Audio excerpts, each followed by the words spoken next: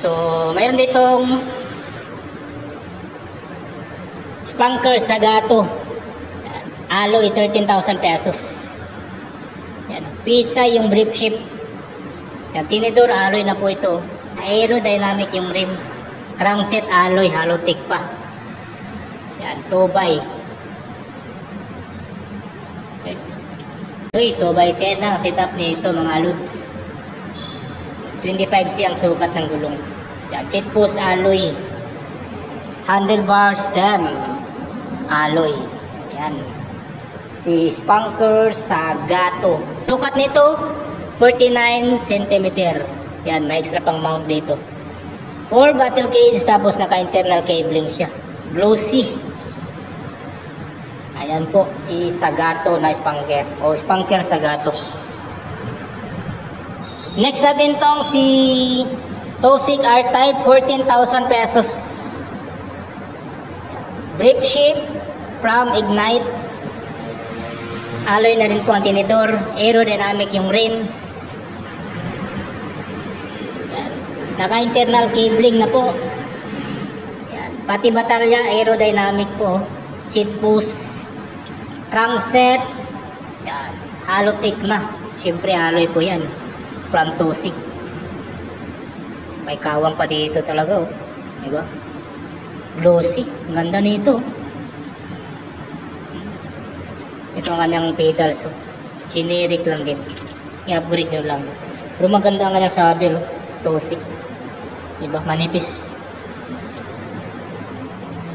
2x din ang setup nito. Sensa yung RD. Yan. 2x9 ang setup. American type yung valve. Yan. Aerodynamic to.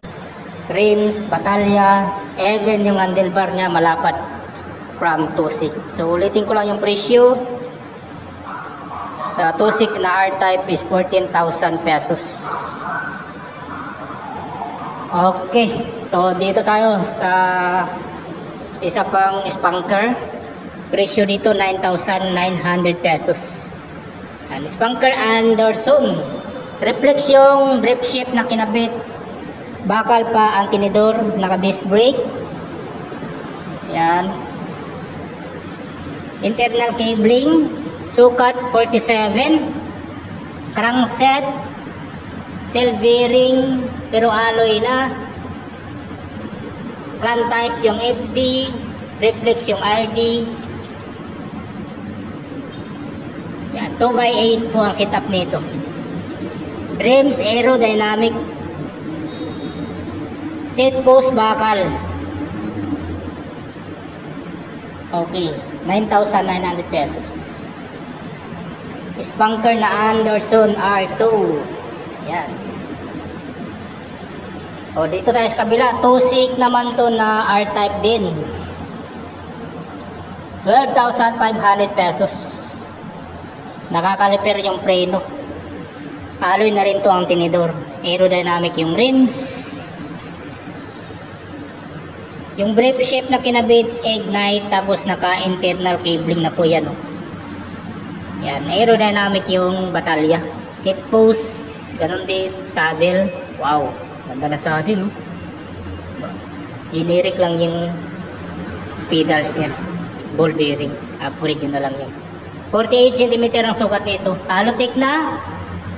Yan, crankset from Tozik.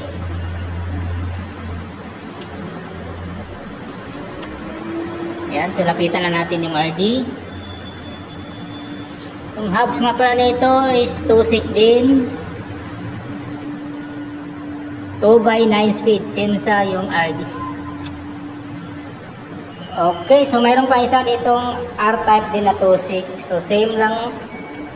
Ang pinagkaiba lang yung kulay. So mamili na lang kayo kung anong gusto yung kulay dito. Diba? Yan. Yung sukat naman nito is 46 cm. Medyo maliit siya. Ito kasi 48.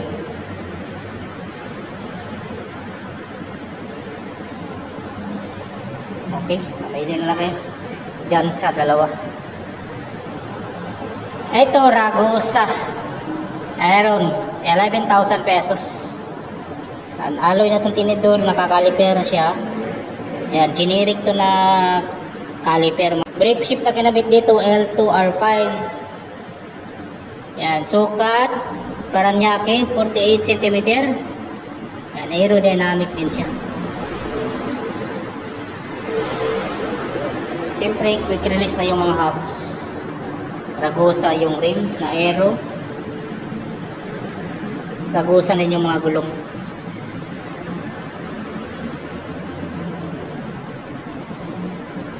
Yan, 2x9 pang setup nito.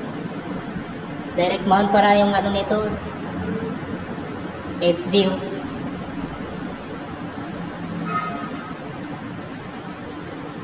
Okay, move tayo dito kay Ragosa din to na Aeron. Iba lang yung kulay, cream white. So mayroon kayong pagpipilian dito sa Ragosa na road bike. Either itong Celeste na kulay o Bianchi o itong cream white. Itong isa, ano ba to? Gravel, 12,800 pesos. May presyo dati 13,000 pesos. Halo yung tinidor niya. Yan. Yung brake shift, ignite, naka-external at saka internal yung kable. Post mount yung caliper sa likod.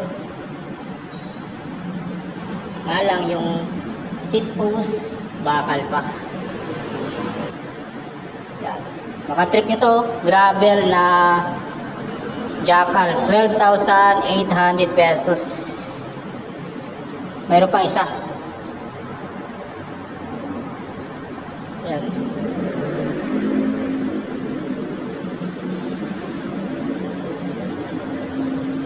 Two by 9 po ang setup nito. May isa pang Trings. Ito naman Trings na Tempo, 10,700 pesos. Dating presyo. Ang bagong presyo niya, 10,500 pesos. Naka-disc brake na siya. Nga pala, itong Jackal, naka-disc brake niya, no? Yan. So, si Trings, ayan po. Sukat niya, 50 cm. Naka-thumb shifter lang. Ito. Ayan. Tapos, quick release na yung mga hubs. Mayroong isa ito, Rush. 12,500 pesos. Rush. Ayan. Siyempre, alloy po ito mga lods. Naka-brief shape siya from R7 na micro new.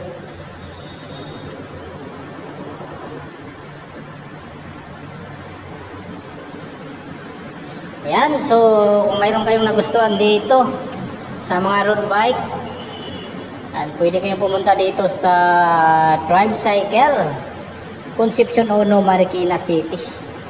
Yan, bukas naman po sila araw-araw dito. Yan, so hanggang dito na lang. Salamat sa pagsama.